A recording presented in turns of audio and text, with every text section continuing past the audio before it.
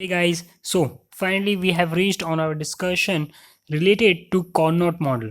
इसके पहले हमने जितने भी वीडियोस डाले थे रिएक्शन कर्व क्या होता है, ओलिगोपोली का आइसोप्रॉफिट कर्व एंड इट्स प्रॉपर्टीज, फिर पैरेटो एफिशिएंसी एंड उसके साथ साथ हमने नैश इक्विलिब्रियम के बारे में भी बताया था। ठीक है, अब इस कॉर्नोट मॉडल में हम वो सारी चीज़ों को थोड़ा सा रिकॉल भी करेंगे एंड फिर क्वेश्चंस जो है उन सारे क्वेश्चंस का आंसर भी फाइंड आउट करने की कोशिश करेंगे। सबसे पहले कोई भी मॉडल अगर स्टार्ट होता है तो वो एजम्पशन से स्टार्ट होता है। कॉर्नोट मॉडल में क्या एजम्पशंस है? ऐसे तो बहुत सारे हैं बट कुछ मैंने लिखे हैं, उसको देखते हैं। इन कॉर्नोट मॉडल वी एडजस्ट क्वांटिटी। ठीक है, हम लोग प्राइस के साथ डील नहीं करते। प्राइस जो है वो फर्म्स पहले सेट कर लेते हैं। यहाँ पे हम लोग क्वांटिटी एडजस्ट करते हैं। ठीक है, firms produce a homogeneous good. ठीक है, फर्म जितने भी जो डुओपोली हो या फिर जितने भी फर्म्स हो एक ओलिगोपोलिस्टिक मार्केट में, वो सारे के सारे होमोजेनस गुड्स जो है वो प्रोड्यूस करते हैं। ठीक है, firms know the market demand curve, और हम लोग ऐसा अज्यूम करते हैं कि फर्म्स ने ऑलरेडी मार्केट डिमांड कर्व जाना हुआ है, मतलब वो जानते हैं कि मार्केट में कितना डिमांड है, तो उसके अकॉर्डिंग वो अपने राइवल फर्म्स को देखते हुए फिर अपना वो प्रोडक्शन कर सकते हैं, जिसके कारण। ठीक है, अब उसके बाद मार्केट प्राइस जो है वो टोटल आउटपुट पर डिपेंड करता है। मार्केट प्राइस कभी भी इंडिविजुअल आउटपुट पर डिपेंड नहीं करेगा कि एक फर्म ने जितना आउटपुट प्रोड्यूस किया है तो वो उतना चार्ज करेगा, बिकॉज ये मोनोपोली नहीं है और ना ही ये परफेक्ट कंपटीटर वाला सिचुएशन है जहाँ पे प्राइस जो है वो गिवन रहेगा। ठीक है, यहाँ पे प्राइस सर्चर है। अगर आपने oligopoly iso profit curve and its properties का वीडियो देखा होगा तो उसमें मैंने कहा था कि ऑलिगोपोलिस्टिक मार्केट में प्राइस सर्चर होते हैं। ठीक है, okay, so each duopolist treats the output of its competitor as fixed. ठीक है, तो ये एजम्पशन है कॉर्नोट मॉडल का। उन लोग जब भी कोई एक फर्म जो है अगर अपना आउटपुट प्रोड्यूस करता है तो वो पहले से ही ऐसा सपोज कर लेता है कि उसके राइवल फर्म जितना भी आउटपुट प्रोड्यूस कर रहे हैं वो उसका फिक्स्ड आउटपुट है। ठीक है, वो चेंज नहीं करेगा फर्दर। इसी कारण फिर वो अपना आउटपुट डिसीजन जो है वो बनाता है, और उसके बाद फिर राइवल फर्म्स, जैसे कि एक इस ग्राफ में देखते हैं। रिएक्शन कर्व वाला वीडियो देखा होगा तो आपको पता है कि रिएक्शन कर्व फॉर फॉर्म 1 जो है वो ये है and reaction curve for form 2 जो है वो ये है। ठीक है, अब रिएक्शन कर्व वाले वीडियो में हमने क्या देखा था कि थोड़ा सा मैथमेटिकली उसमें गए थे हम लोग कि आउटपुट कैसे हम लोग डिटरमाइन कर रहे हैं mathematically. Obviously Q1 and Q2 ये सारी चीज़ का reaction curve, form 1 and form 2 का रिएक्शन कर्व हमने डिटरमाइन किया था।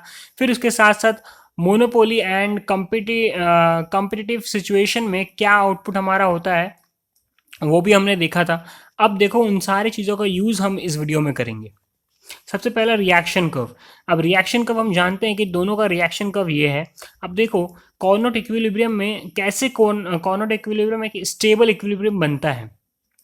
फर्स्टली अगर हम लोग सपोज करते हैं कि फॉर्म 1 जो है वो ये जानता है कि Q2 जो है अभी आउटपुट जो है वो इतना प्रोड्यूस कर रहा है। ठीक है, अगर Q2 अपना आउटपुट इतना प्रोड्यूस कर रहा है देन उसके रेस्पेक्ट में, यानी Q2 अगर इतना प्रोड्यूस कर रहा है तो उसके रेस्पेक्ट में Q1 यानी कि फॉर्म 1 जो है वो कितना आउटपुट प्रोड्यूस करेगा? Obviously this amount of output, because उसका रिएक्शन कर्व जो है इस आउटपुट को अगर फिक्स्ड मानते हैं तो इस आउटपुट के प्लेस में वो कितना आउटपुट प्रोड्यूस करना चाहेगा?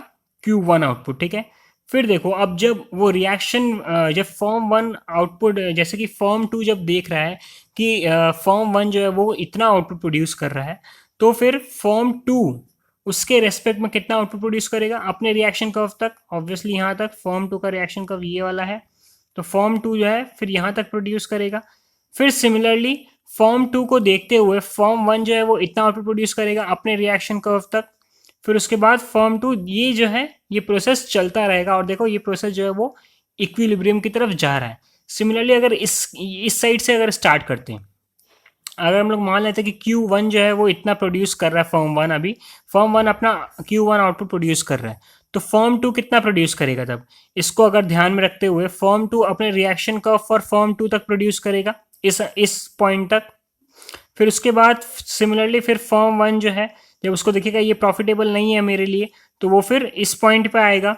फिर फॉर्म 2, फिर फॉर्म 1, ऐसे करते करते ये इक्विलिब्रियम की तरफ जाएगा। ठीक है, तो ये हो गया कॉर्नोट स्टेबल इक्विलिब्रियम जो हम लोग रिएक्शन कर्व के थ्रू बता रहे हैं। ठीक है, अब आते हैं डेरिवेशन प्रोसेस में।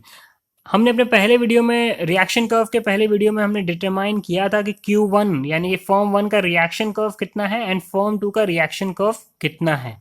हमारा कॉस्ट स्ट्रक्चर जो है वो दोनों के लिए सेम था। ठीक है, अब देखो यहाँ पे अब Q1 हमको पता है रिएक्शन कर्व इतना है, और हम लोग जानते क्या है लॉजिकली कि Q1 अपना आउटपुट कैसे कैसे प्रोड्यूस करेगा। Q1 को पता है कि Q2 कितना प्रोड्यूस कर रहा है या फिर कितना प्रोड्यूस करेगा, तो उसको ध्यान में रखते हुए ही Q1 अपना आउटपुट प्रोड्यूस करेगा। अब अगर Q1 को पता है कि Q2 का रिएक्शन कर्व क्या है, जैसे हमारा कॉर्नोट का जैसे एजम्पशन है, each duopolist treat the output of its competitor as fixed. मतलब फिक्स्ड मतलब उसको पता है कि फॉर्म 1 को पता है कि कितना आउटपुट फॉर्म 2 प्रोड्यूस करेगा। ठीक है, तो फॉर्म 2 का जो रिएक्शन कर्व है वो Q1 अपने रिएक्शन कर्व में पुट करेगा। ठीक है, देखो Q1 half A minus C by B minus half Q2 का जो रिएक्शन कर्व है, क्योंकि फॉर्म 1 को पता है बाई आवर एजम्पशन। सो अब इसको जब हम लोग सॉल्व करेंगे तो हमको क्या मिलेगा, Q1 कॉर्नोट इक्विलिब्रियम का आउटपुट जो है वो 1/3 A minus C by B. And similarly Q2 को भी पता है Q1 का रिएक्शन कर्व क्या होने वाला है, तो वो भी अपने इक्वेशन में Q1 का वैल्यू पुट करेगा और उसको भी सेम आउटपुट जो है वो उसको मिलेगा। अब यहाँ पे दोनों को सेम आउटपुट मिल रहा है, ऐसा ज़रूरी नहीं है कि कॉर्नोट इक्विलिब्रियम का जब भी हम लोग क्वेश्चन सॉल्व करेंगे सेम आउटपुट ही मिलेगा। यहाँ पे सेम आउटपुट है just because of our cost structure is same. ठीक है, अब दोनों ही फर्म है, दोनों का कॉस्ट स्ट्रक्चर जो है वो बिल्कुल सेम है, इसीलिए दोनों का आउटपुट लेवल भी सेम है। But it is not necessary कि दोनों का हर वक्त जो है आउटपुट लेवल वो सेम ही आएगा। ओके, सो अब हम लोग देखते हैं टोटल आउटपुट निकालना क्यों ज़रूरी है, बिकॉज टोटल आउटपुट पर ही हमारा प्राइस जो है वो डिपेंड कर रहा है। ठीक है, टोटल आउटपुट मेरा कितना हो गया 2/3 A minus C by B. अब यहाँ पे जो कॉर्नोट इक्विलिब्रियम का आउटपुट है वो देखो मोनोपोली आउटपुट से ज़्यादा है, बिकॉज हमने अपने रिएक्शन कर्व के वीडियो में निकाला था कि मोनोपोली का आउटपुट कितना है, half A minus C by B. ठीक है, बट प्राइस कंपटीशन या फिर जो प्राइस कंपिटिटिव मार्केट है उसमें जितना आउटपुट प्रोड्यूस होता है उससे कॉर्नोट इक्विलिब्रियम का आउटपुट जो है वो कम है, जो कि कितना था A minus C by B. ठीक है, सो कॉर्नोट इक्विलिब्रियम का जो आउटपुट है वो इन दोनों के बीच में आता है, यानी मोनोपोली से ज़्यादा आउटपुट यहाँ पे प्रोड्यूस होता है, बट कंपिटिटिव प्राइस सिचुएशन से कम प्रोड्यूस होता है। सो अब देखो प्राइस हम लोग यहाँ से डिटरमाइन कर सकते हैं। प्राइस का जो ये फॉर्मूला है हमारा जो मार्केट डिमांड का है वो A minus B into total output है वो Q1 प्लस Q2। ठीक है, अब Q1 प्लस Q2 है तो अगर वो n नंबर्स तक भी देगा तो भी Q1 प्लस Q2 तक हम लोग ऐड करते जाएंगे, बिकॉज टोटल आउटपुट है ये। ओके, तो प्राइस हम लोग डिटरमाइन कर ले, बिकॉज हमको पता है टोटल आउटपुट मेरा इतना है, और इसमें हम लोग इस इक्वेशन में पुट करके सिंपली मैथमेटिकल चीज़। ठीक है, अब देखो नंबर ऑफ फॉर्म जब 2 है तो मेरे को आउटपुट जो है टोटल आउटपुट वो कितना मिल रहा है 2/3 A minus C by B. इसको ब्रेक करके ऐसे लिख सकते हैं 2/2 plus 1 into A minus C by B. Similarly case में हम लोग देखते हैं नंबर ऑफ फॉर्म जब 3 होगा, आप निकाल के देख सकते हो कॉस्ट स्ट्रक्चर सेम रहने पे। हाँ, तो उस समय मेरा आउटपुट जो है वो 3/4 A minus C by B यानी कि 3/3 प्लस 1 एक पैटर्न मेरे को मिल रहा है। Similarly n number of forms के लिए हमारा क्या होगा आउटपुट, तब n नंबर ऑफ फॉर्म्स के लिए जब हमको एक पैटर्न मिलेगा तो Q equals to n/n+1 A minus C by B. ठीक है, अब देखो जैसे जैसे ये नंबर ऑफ फॉर्म्स जो है वो लार्जर होता जाएगा, जैसे जैसे लार्जर होता जाएगा वैसे वैसे यानी n जैसे जैसे टूवर्ड्स इन्फिनिटी रीच करेगा, हम जानते हैं कि हमारा फिर इसका तो ये तो फिर हमारा ज़ीरो हो जाएगा। तो यानी कि हमारा आउटपुट लेवल जो है वो कम्पिटिटिव लेवल का जो आउटपुट है उस समय जो है उसके इक्वल होता जाएगा। Obviously number of forms larger होता जाएगा तो कंपटीशन बढ़ता जाएगा, तो हम लोग जानते हैं कि फिर प्राइस कंपटीशन वाला सिचुएशन आ जाएगा, उसमें फिर प्राइस गिवन रखना पड़ेगा और सबको एक determine level of output he produce करना पड़ेगा। ठीक है, जिसमें प्रॉफिट जो है नॉर्मल प्रॉफिट सबको मिलेगा। अच्छा, तो यहाँ पे ये चीज़ हमने सीखा कि n जब मेरा इन्फिनिटी होगा तो ये होगा। अच्छा, नेक्स्ट वीडियो में जो हम लोग देखेंगे कि हम लोग जब क्वेश्चन सॉल्व करेंगे इसका कॉर्नोट का, तो उसमें भी जब एक ऐसा सिचुएशन दिएगा पिन डाइक का सम्स में दिया हुआ ऐसा सिचुएशन, तो उसमें हम लोग देखेंगे सिमिलर केस में वैसे ही जैसे यहाँ पे एन जो है इन्फिनिटी होगा तो उस समय भी हमारा आउटपुट लेवल जो है वो प्राइस कंपटीशन वाले आउटपुट्स के मैच होता जाएगा, ठीक है। ओके, सो अब आते हैं इधर। Okay, so Pareto efficient Cournot equilibrium है कि नहीं, तो आंसर होगा simply no, because Pareto efficiency वाला अगर आपने वीडियो देखा है तो ठीक है, नहीं देखा है तो अभी देखो, वरना क्लियर नहीं होगा यहाँ पे ये कंसेप्ट, ठीक है। सो हम लोग यहाँ पे क्या देख रहे हैं, आइसो प्रॉफिट कर्व जो है वो हमारा टेंजेंट नहीं है। पैरेटो एफिशिएंस केस में क्या होता है, उसमें टेंजेंट होता है, बट इसमें टेंजेंट नहीं है। इसमें देखो ये सारे जो रिएक्शन कर्व्स के जो आइसो प्रॉफिट कर्व्स है फॉर फॉर्म 1 एंड फॉर्म 2, वो सब किसी दूसरे पॉइंट में जाके मीट कर रहे हैं। कोई इस पॉइंट पर मीट कर रहा है तो कोई इधर, बट ये दोनों आपस में, जैसे हम लोग जानते हैं कि किस तरह से मीट करता है आइसो प्रॉफिट कर्व, कुछ इस तरीके से। सो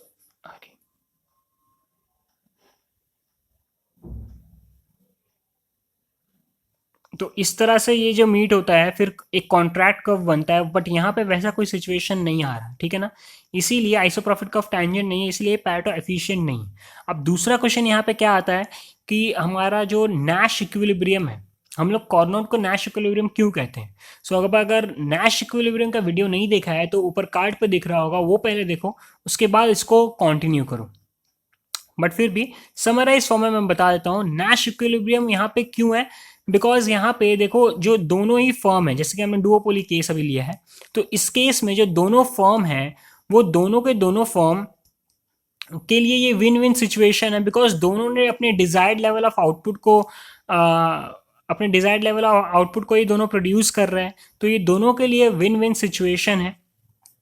एंड इसके साथ साथ क्या है, राइवल फर्म के डिसीजन को ध्यान में रख कर ही अपना आउटपुट डिसीजन जो है एक फर्म जो है बनाता है, ठीक है।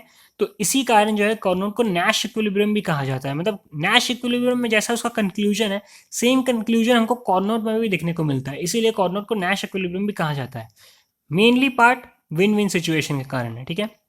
होप इस वीडियो में सब कुछ समझ आया होगा। नेक्स्ट वीडियो में इसके प्रैक्टिकल सम्स को देखना मत भूलिएगा, वो बहुत इंपॉर्टेंट है, बिकॉज समझने से कुछ नहीं होता है जब तक हम क्वेश्चन इसको सॉल्व ना करें।